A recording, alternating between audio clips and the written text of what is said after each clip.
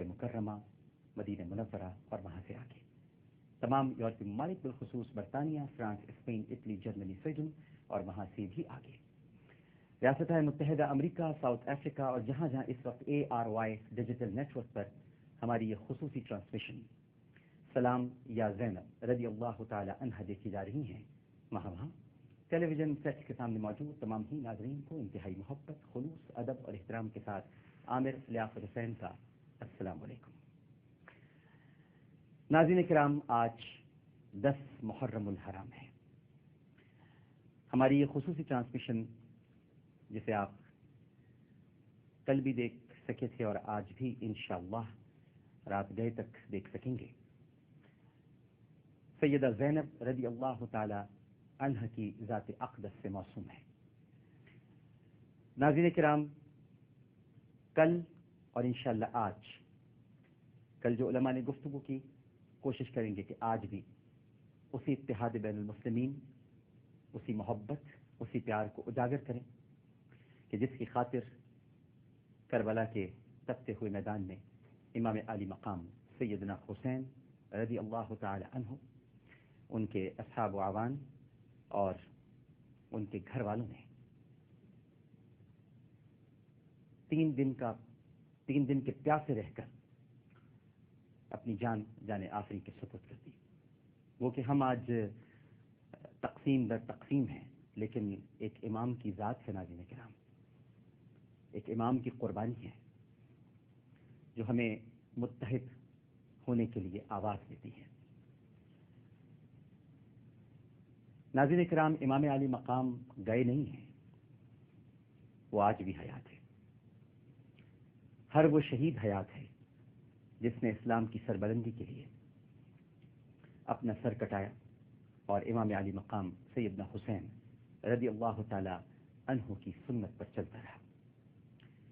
ناظرین کرام، فاروق اعظم رضی اللہ تعالی عنہ کی شہادت بھی اسلام کی گرتی ہوئی دیواروں کے لیے ایک توانا سہارا ثابت ہے۔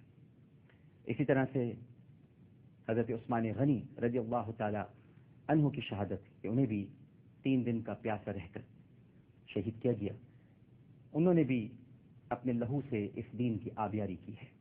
اور پھر مولا کائنات حضرت علی کرم اللہ وجہہ کی شہادت، ایک بڑا دردناک پہلو تاریخ اسلام کا۔ اور پھر شہادتوں کا یہ سلسلہ چلا نہیں، بلکہ ایک محمد دشمنی کیا کیا قیامت ڈھا گئی، بدر کی حد بڑھتے بڑھتے کربلا تک آ گئی۔ اور پھر کربلا میں جس طرح عطرت رسول صلی اللہ علیہ وآلہ وسلم نبی کے جگر گوشے، وہ جنہیں سرکار سونگتے تھے، جنہیں چومتے تھے، پشت سے ان کی گردن کو کاٹا گیا اور امام حسین رضی اللہ تعالی عنہ آج کے دن شہید کر دیے گئے۔ نہ صرف وہ شہید ہوئے بلکہ ان کے وہ اہل خانہ کہ جو مدینہ منورہ سے جب نکلے تھے تو محمد حنفیہ کو یقین تھا کہ واپس سب کے سب ویسے ہی آئیں گے جیسے گئے ہیں، لیکن جب یہ لٹا پٹا قافلہ اسیری کے ایام کاٹ کر مدینہ منورہ پہنچا تو عابد بیمار امام زین العابدین کے ساتھ نہ عباس علمدار تھے، نہ علی اکبر، نہ محمد، نہ اون، نہ شہزادہ قاسم اور نہ ہی ننا علی اصغر، نہ ان کے ساتھ حضرت امام حسن کے صاحبزادے ابو بکر تھے، نہ ان کے ساتھ عمر تھے، نہ ان کے ساتھ عثمان تھے۔ اور یہ دیکھ کر محمد حنفیہ غش کھا کر گر پڑے۔ یہ محمد حنفیہ ناظرین کرام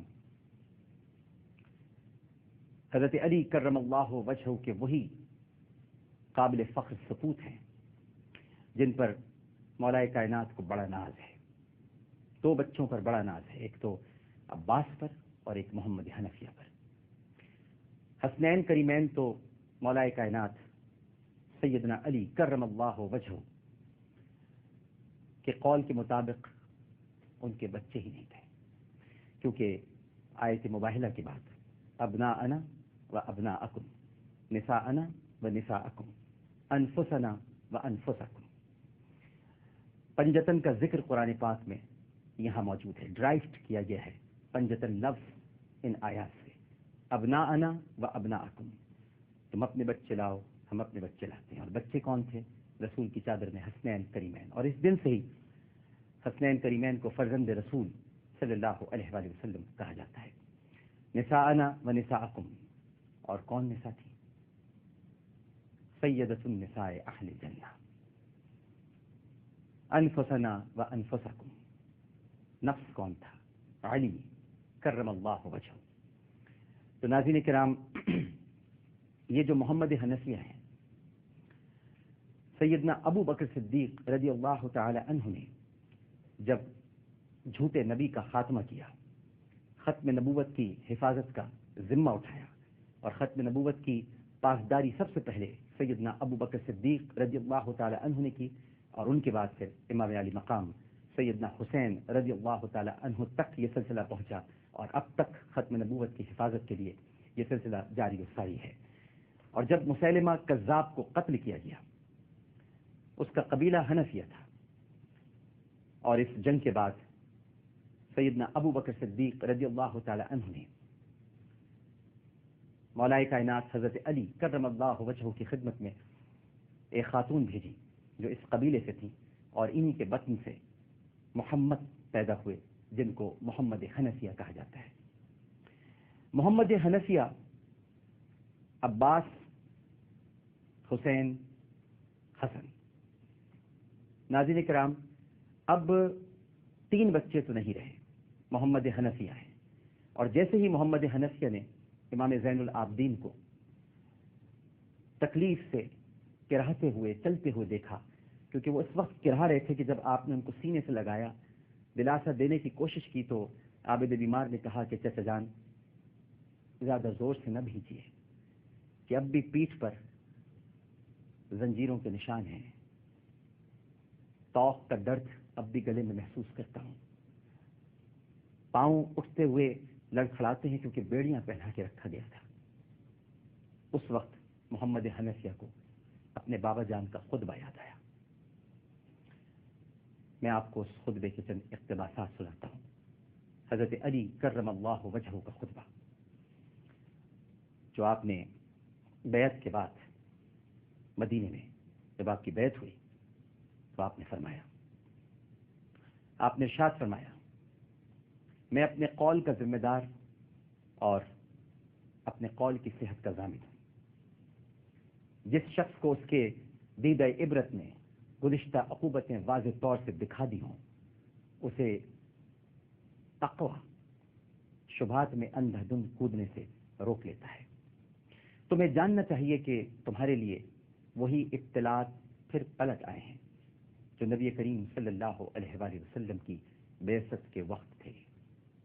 اس ذات کی قسم جس نے رسول کو حق و صداقت کے ساتھ بھیجا، تم بری طرح تہوبالا کیے جاؤ گے، اور اس طرح چھاٹے جاؤ گے جس طرح چھلنی سے کسی چیز کو چھانا جاتا ہے، اور اس طرح خلط ملط کیے جاؤ گے جس طرح چمچے سے ہنڈیا، یہاں تک کہ تمہارے ادنا اعلیٰ اور اعلیٰ ادنا ہو جائیں گے۔ جو پیچھے تھے آگے بڑھ جائیں گے، اور جو ہمیشہ آگے رہتے تھے وہ پیچھے چلے جائیں گے۔ خدا کی قسم، میں نے کوئی بات پردے میں نہیں رکھی، نہ کبھی کذب بیانی سے کام لیا۔ مجھے اس مقام اور اس دن کی پہلے ہی سے خبر دی جا چکی ہے۔